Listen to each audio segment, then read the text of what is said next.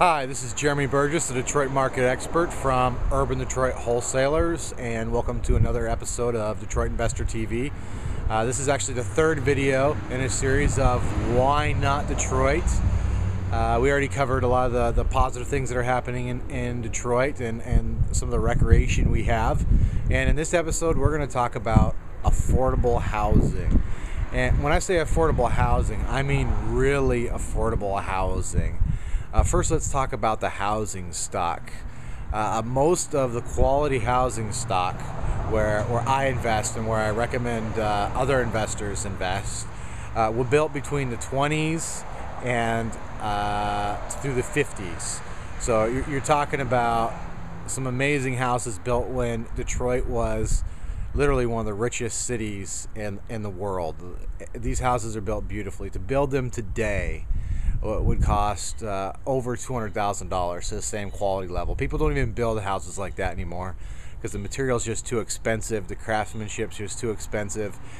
They don't build them at this level for people at this income any longer. It just doesn't even happen. It's the kind of stuff you see nowadays in a $500,000 or a $600,000 house when it comes to quality of construction. And what makes this so important is Detroit is one of the few cities, and I think one of the only cities in America, but really one of the few cities where a working couple, husband and wife, both can have $10 an hour jobs, like not the best jobs in the world, but $10 an hour jobs. They work 40 hours a week, and they can more than afford to pay for a beautiful home built to exceptional standards back when Detroit was the richest city in the world. That's so incredibly important when you're talking about why people want to be here, why people are here.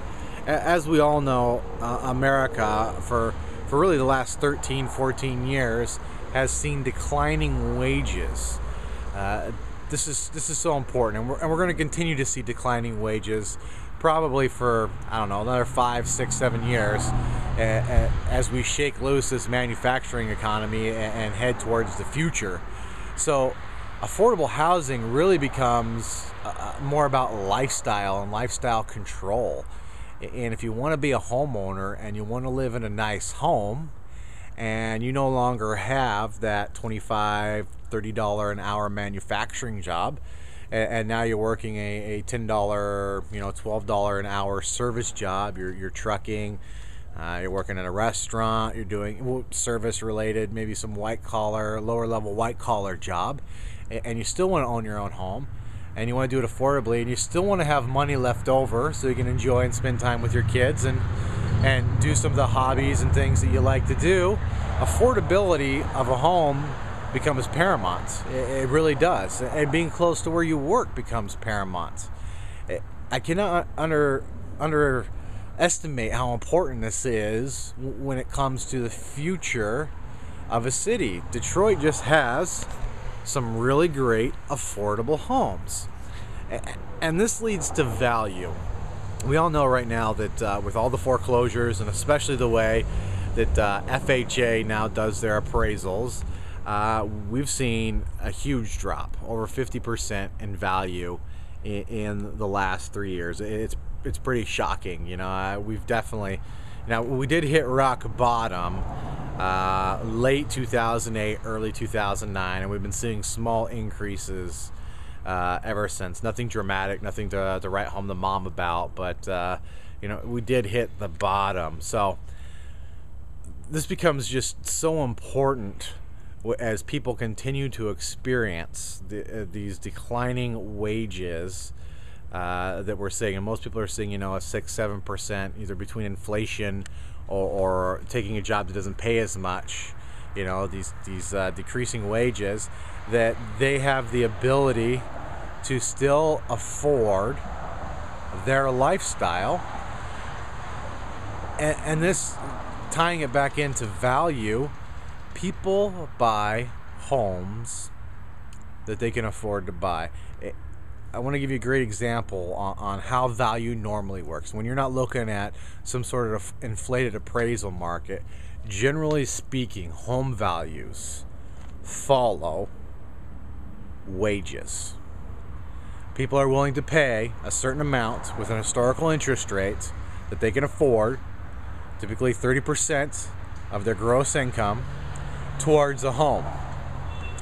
Why is now such a great time to buy? Because these values are artificially low. And I'm not even talking about the foreclosures or FHA. More importantly, these are some of the lowest mortgage rates we have seen in America. Historically, if you want to take an average over the last 100 years, you're looking at right around 8.5% is what our historical 30-year mortgage rate is. Well, right now it's half that, which is shocking, which means you can buy a home that 4 years ago would have cost you twice as much in mortgage payment.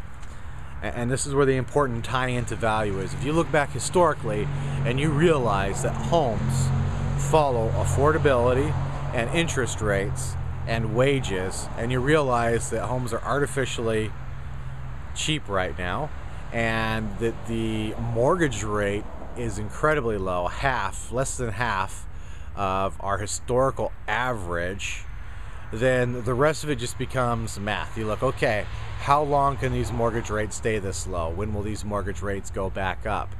And when these mortgage rates go back up, you know what that means? Generally speaking, as mortgage rates go up, this is not always, this is a broad generalization, there's a lot of exceptions, but the value of the house goes up.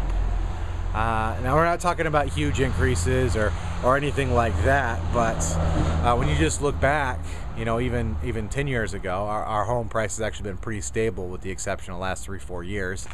And you look what people were paying for a house and the interest rate they were paying and what they're paying now, and you compare values, and it's about double. It's about double. So Detroit's amazing because of not only the quality of the housing stock, which is phenomenal. They just don't build houses like that anymore, but it's affordable. It's ridiculously affordable. I don't know any other place in America where literally like two working people, and I say working people, I'm not talking like, I mean, these people are working people where they got to work. It's hard work and it doesn't pay that well, and they can still afford to buy a beautiful home in a good neighborhood and live here. That's going to be a draw for the rest of the region, and people say I'm crazy, but all you gotta do is look back and see what's happened to other cities, and the same thing has happened to other cities. San Diego, Seattle, it just crashed for 40 years, and then the homes are so affordable, jobs came, which by the way is happening in Detroit. The affordability factor plus the jobs, that's gonna bring people back into the region. Now, this is not going to happen tomorrow or next year or the year after. This is going to be a slow trickle, just like all the other major cities in America. And you're not going to really see an enormous difference for probably at least 7 years. And if you study other cities, it took about 10 to 13 years for this. Once it had started, which it has, this transformation started, it took about 12, 13 years before it was complete, and then you saw soaring property values. I mean, just absolutely soaring. A great example is San Diego, which starting in the early 80s started to have a recovery, and they were literally giving real estate away in San Diego. It was drugs, crime, all these terrible things. And now San Diego has some of the most expensive real estate in the world. I mean, it's just absolutely shocking. Now, obviously, you got to have an eye for the future, and you got to be thinking long term. Detroit is not some place where people are thinking really short term, generally speaking. If you want to make the big bucks here, you got to be looking long term and get way ahead of the curve. I hope you enjoyed this episode. This is Jeremy Burgess, the Detroit market expert of Urban Detroit Wholesalers. This is the third video in the series of Why Not Detroit, covering affordability homes in Detroit and why it's so important. If you have any questions or you'd like me to do an episode on something, just leave it in the comments or send me an email. Thanks, and I hope you enjoyed it. Take care.